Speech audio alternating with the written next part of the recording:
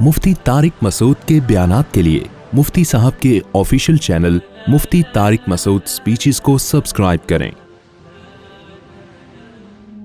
किसी को खबर नहीं है, बहुत कुछ छुपाया इसलिए कि अगर दिखा दिया जाए ना तो हमें इन बयानात की जरूरत नहीं पड़े। फिर तो सारे दुनिया दिखा दी है, बहुत थोड़ी है लेकिन जितनी है दिखा दी है, उसके पीछे भाग रहे हैं। तो अगर आखिरत अल्लाह दिखा देता तो फिर तो भाई इस मस्जिद में फजर में पांव रखने की जगह नहीं होती। हदीस में आता है लोगों को अगर पता चल जाए सफ़े अव्वल में नमाज पढ़ने में कितना सवाब है, कुरान अंदाजी होगी सफ़े अव्वल पे, ऐसी लड़ाइयां होंगी। अभी तो सब अल्लाह ने क्या कर दिया है, छुपा दिया है, पर्दे डाल दिए हैं। हदीस में आता है हुफ़्फ़तिल जन्नतु बिल मकारिह व हुफ़्फ़तिन नारु बिश्शहवात। जन्नत को ना अल्लाह ने दिखाया फरिश्तों को कि जाओ जन्नत देखो। फरिश्ते ने जन्नत देखी, इतनी हसीन जन्नत। तो फरिश्ते ने कहा कि ऐ अल्लाह, जब लोग इस जन्नत का तज़किरा पैगंबरों की ज़बान से सुनेंगे फिर तो सारे इस जन्नत में जाने की कोशिश करेंगे। फिर अल्लाह ने फरिश्ते को जहन्नम दिखाई, गालिबन जिब्रील अलैहिस्सलाम। उन्होंने जब जहन्नम की हौलनाकियां देखी, उन्होंने कहा ऐ अल्लाह, इस जहन्नम से तो हर आदमी जब इस जहन्नम का सुनेंगे पैगंबरों की ज़बान से कि इतनी ख़तरनाक जहन्नम में तो कोई भी नहीं जाएगा। फिर अल्लाह ने क्या किया कि जन्नत पे नापसंदीदा चीज़ों का पर्दा डाल दिया अल्लाह ने। नमाज पढ़नी पड़ेगी, सर्दी में वुज़ू करना पड़ेगा, माँ बाप की इताअत, ज़िना से बचना, ये सारी चीज़ें इंसान को अच्छी लगती हैं या मुश्किल होती है इसमें? नशा नहीं करना, शराब नहीं पीना, कत्ल नहीं है, हराम नहीं कमाना, झूठ नहीं बोलना, इतनी सारी चीज़ों का पर्दा डाल दिया। और जहन्नम में क्या किया, ख्वाहिशात का पर्दा डाल दिया। जहन्नम जाने के लिए ज़िना करो, शराब पियो, नमाजें ज़ाया करो, माँ बाप का दिल दुखाओ, रिश्तेदारी जोड़ने के बजाय तोड़ो। कोई तमीज़ से बात नहीं करता, ईंट का जवाब पत्थर से। वो एक गाली दे, आप जवाब में 10 गालियाँ। चुटकुले आते रहते हैं, क्या करूँ मैं। मुल्ला नसीरुद्दीन जो थे ना, उनका गालियों में मुकाबला हुआ किसी से। एक बूढ़ी औरत ने मुल्ला नसीरुद्दीन को गाली दी, उन्होंने भी जवाब में गाली दे दी। फिर उसने फिर गाली दी, इन्होंने और गाली दी। उसको और गुस्सा आया, उसने और गाली दी, इन्होंने जवाब में गाली। अब गालियों का मुकाबला शुरू। तो इन्होंने इस औरत से कहा, उस औरत ने कहा अच्छा तू मुल्ला होके मुझसे गालियों में मुकाबला। बूढ़ी औरत को गाली देना हराम है, कहीं ऐसा ना हो कोई, ये तो वाकया है ना, चुटकुला है, ये मैं थोड़ा फ्रेश करने के लिए आप लोग को ना। तो वो उन्होंने कहा चल मुकाबला कर। तो वो बूढ़ी औरत ने कहा चल फिर मैं पहले गालियाँ देती हूँ। उन्होंने कहा दे। जितनी गालियाँ उस बुढ़िया को आती थी ना, जितनी, वो सारी मुल्ला साहब को दे दी उसने। वो मुल्ला साहब आराम से बैठे हुए मुस्कुरा रहे हैं, कोई गुस्सा ही नहीं आ रहा। जब सारी गालियाँ ख़त्म हो गई, मुल्ला साहब ने बोला और सोच ले तू। उसने फिर सोच के कोई मोटी सी गाली लाई, वो भी पार्सल कर दी।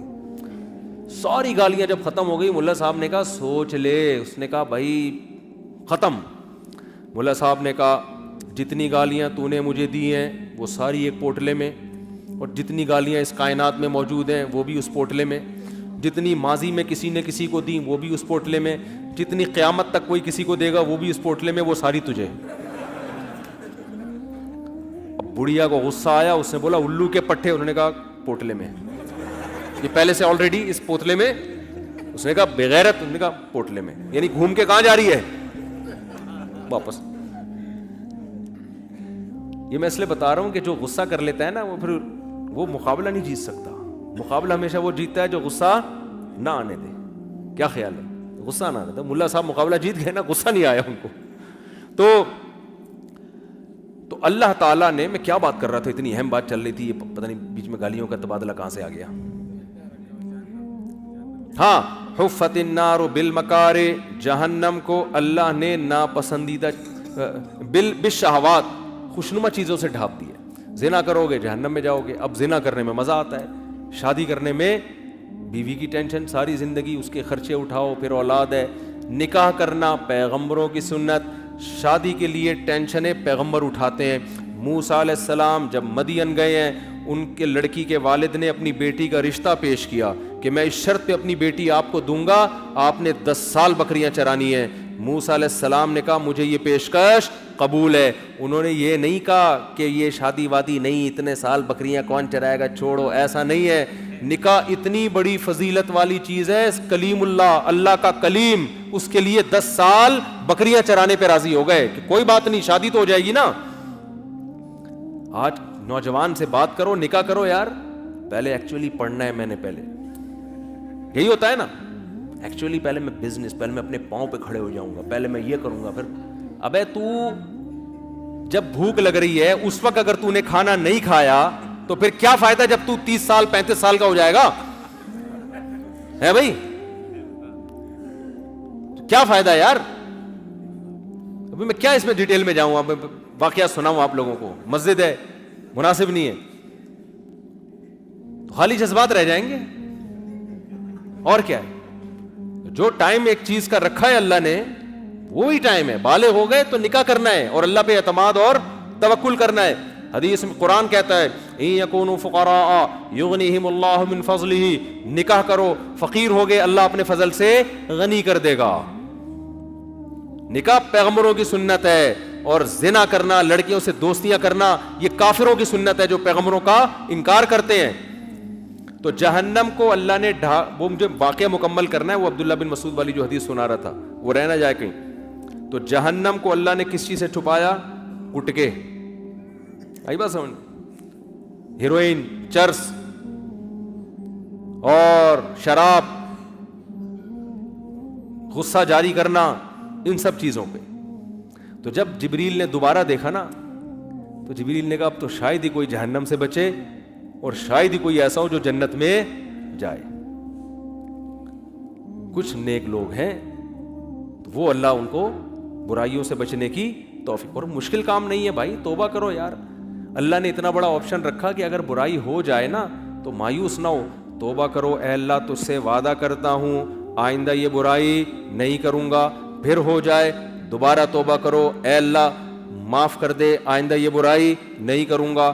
پھر ہو گیا, شیطان نے گناہ کروا دیا, پھر توبہ کرو, اے اللہ غلطی ہو گئی معاف کر دے, آئندہ یہ جرم میں نہیں کروں گا.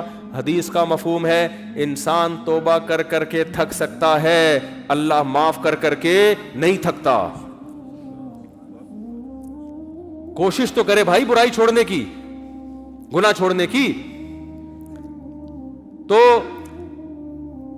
اللہ, میں مثال دے رہا تھا کہ کوئی تھوڑی سی جس میں غیرت ہوتی ہے نا اور وہ پیسے والا بھی ہو, وہ کنجوسی کا تانا برداشت نہیں کرتا. اب آپ مجھے بتاؤ, اللہ کہہ رہا ہے میرے نیک بندوں کو میں یہ دوں گا, میں یہ دوں گا, میں یہ دوں گا, اور جب آپ نے اللہ کے لیے قربانی دی, فجر کی نماز جماعت سے پڑھی, تبلیغ میں وقت لگایا, آپ نے اللہ کے راستے میں نکلے, گھر سے داڑھی رکھ لی, آپ نے نظر کی حفاظت کر لی, آپ نے حرام آمدن کو چھوڑ دیا, باپ کا احترام, بیوی سے محبت سے بات کرنا شروع کر دی. آج لوگ دوست جو طاقتور ہوتا ہے اس سے تو بڑی تمیز سے بات کرتے ہیں, جب بیوی نے تھوڑا سا الٹی سیدھی بات کی رکھ کے چماٹ مارا, اور دوستوں کو آ کے بتا رہا ہوتا ہے ابے تیری بھابھی میرے سے الٹے طریقے سے بات کرے, میں رکھ کے کیا لگاتا ہوں. بھائی تو اپنے باس سے بھی اس طرح کر کے دیکھ لینا, جو تیرا باس ہے الٹی بات کرے تو رکھ کے لگانا چماٹ. تو 1 لگائے گا وہ 6 لگائے گا, وہ بھینس والا واقعہ ہو جائے گا, وہ پہلے پھونک مارے گا تجھے. وہ ایک آدمی کو حکیم نے کہا کہ بھینس کو جمال گوٹا کھلاؤ تو اس کو جلاب آئیں گے تو پیٹ صحیح ہو جائے گا. تو اس نے کیا کیا, حکیم نے بتا دیا کہ پائپ میں جمال گوٹا رکھ کے نا, بھینس کے منہ میں پائپ رکھ کے یہاں سے پھونک مارنا, زور سے پھونک مارے گا تو وہ جمال گوٹا اس کے پیٹ میں جائے گا, اس کو جلاب ہو جائیں گے. اب اتنی زیادہ بھینس کی تو مقدار بھی بہت زیادہ ہے نا, 8-10 گولیاں اسے رکھ دی.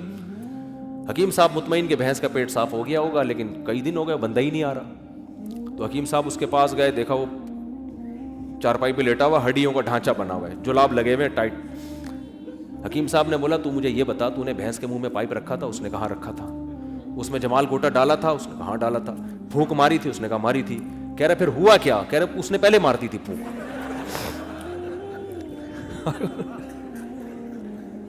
میری پھونک سے پہلے اس نے وہ ساری میرے پیٹ میں چلی گئی دوا.